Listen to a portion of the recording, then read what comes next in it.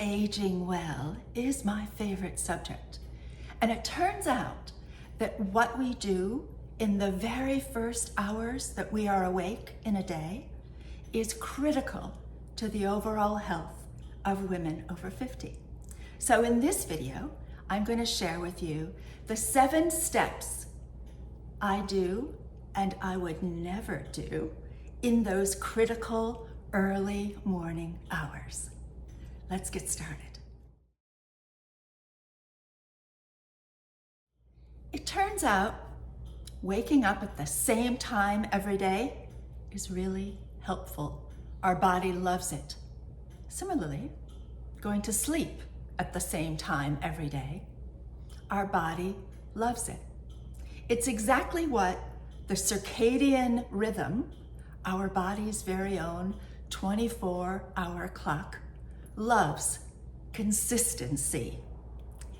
I've learned science tells us, in fact, experience has told me, that anytime I play with my circadian rhythms, anytime I stay up really late or experience jet lag, my mind, my focus, my alertness, my ability to reason is lessened. We already know a good night's sleep is really critical, but it turns out we can assist our ability to get a good night's sleep by working with our circadian rhythm. If you go to sleep at the same time and wake up at the same time, in a little while, you're going to find that the quality of your sleep is better. The fountain of life is sleep and muscles.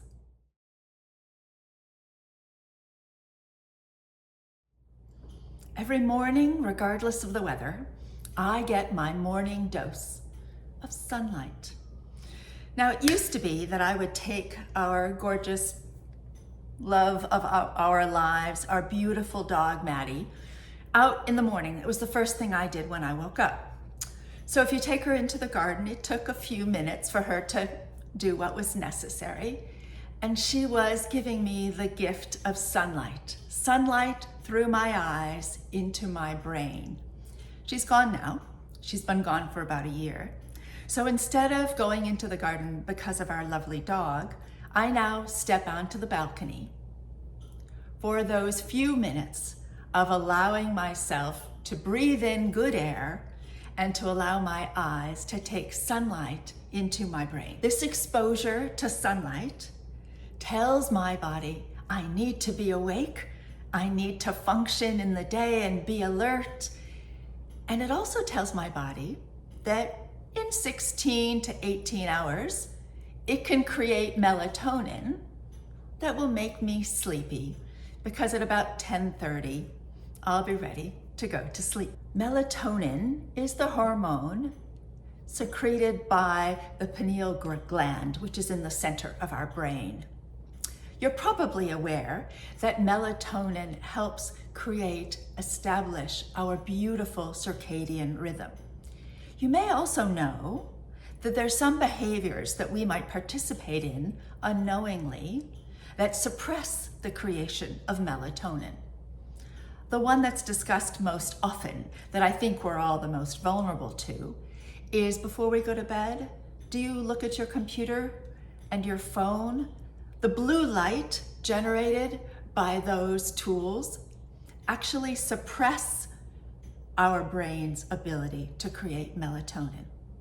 And that's never good for getting a good night's sleep.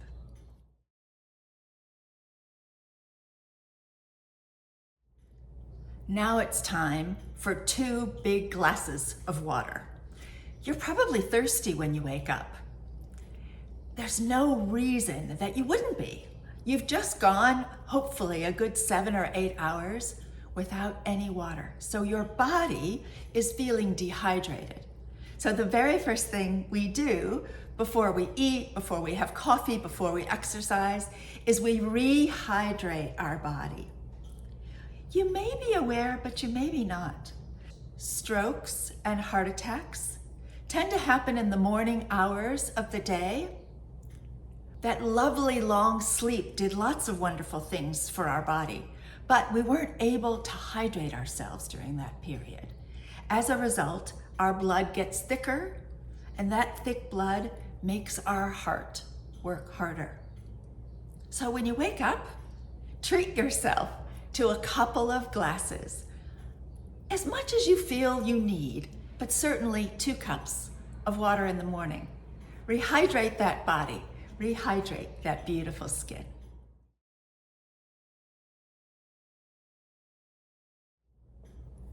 I love breakfast, and I love the breakfast that we eat during the week, as well as a slightly different one that we have on the weekend. And it's really important to me to have a sit-down breakfast. I'm not a grab-and-go breakfast girl. I love to savor a lovely, healthy breakfast. So during the week, we tend to love to have fruit and nuts and seeds and either yogurt or cottage cheese. My husband tends to do the yogurt and I tend to do the cottage cheese.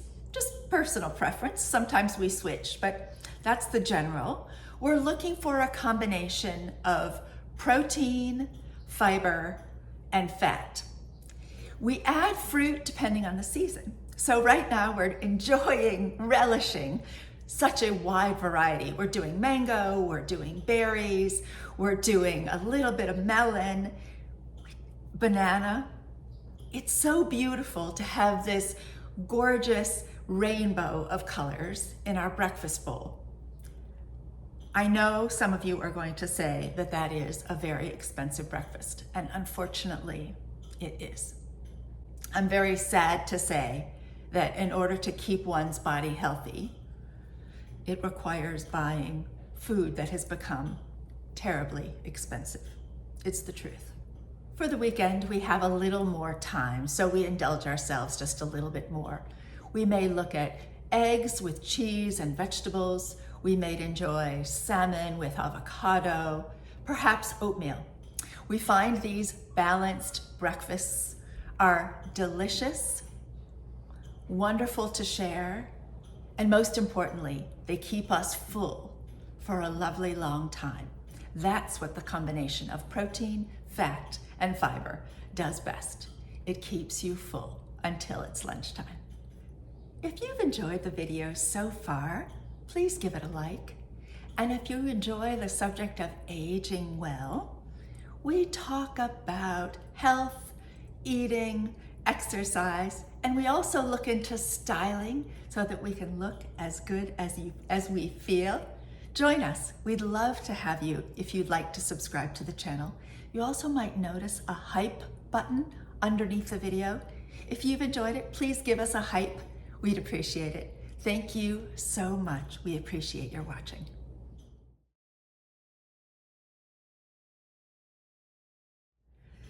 The most difficult adjustment, and I'm still working on it, I am making to our morning routine is not having coffee until after we've had breakfast.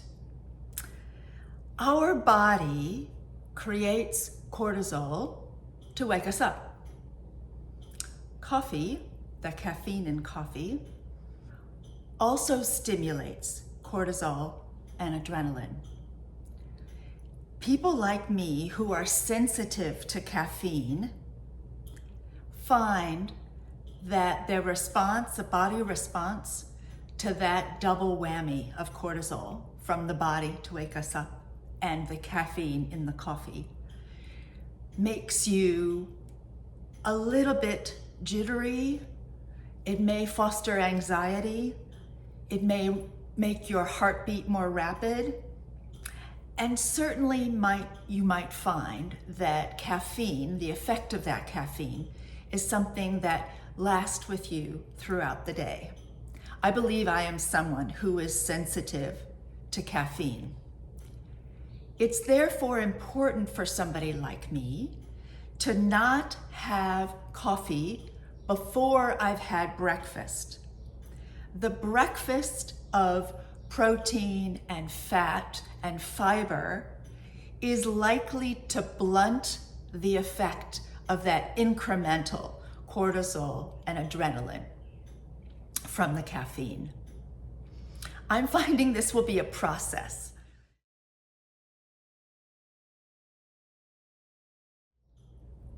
Next is exercise. I am a morning girl. If I don't exercise in the morning, I've just learned it doesn't happen. I have to be truthful with myself. I need to do something.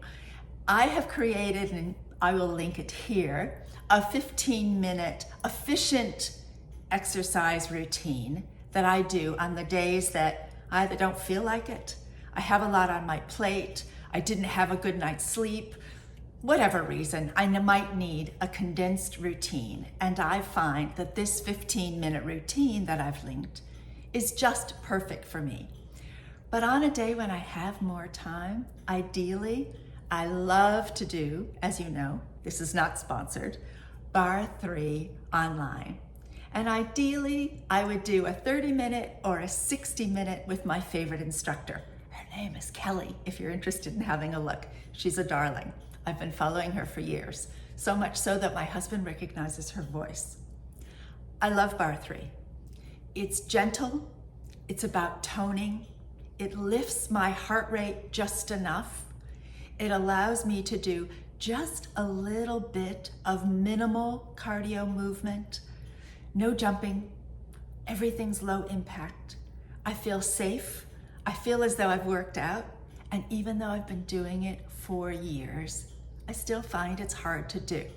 That's a sign of a well-constructed routine. At least that's what I think. And then there are a few times during the week that I'll go for a walk with my husband. My husband is a very serious walker. He gives me a very good workout when we walk, but to be honest, I only do it a couple times a week. Hopefully, I'm getting enough low impact. I do use weights when I do Bar 3, and then I do a little bit of cardio with my husband. But exercise is always part of the morning routine.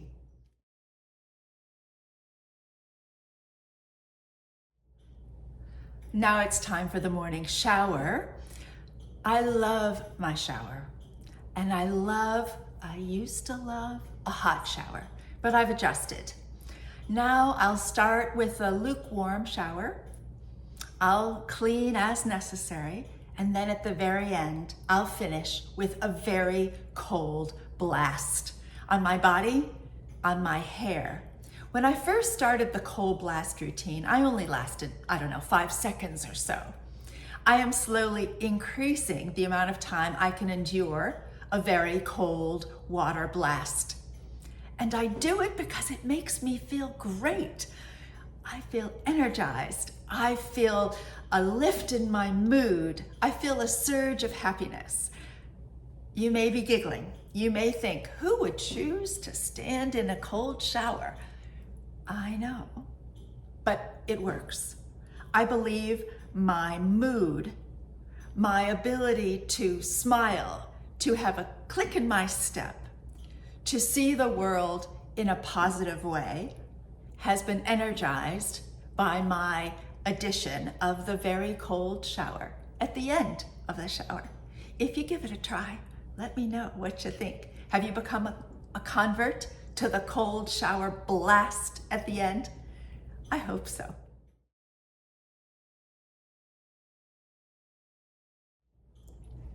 Many of you have asked me in various videos, what supplements do you take?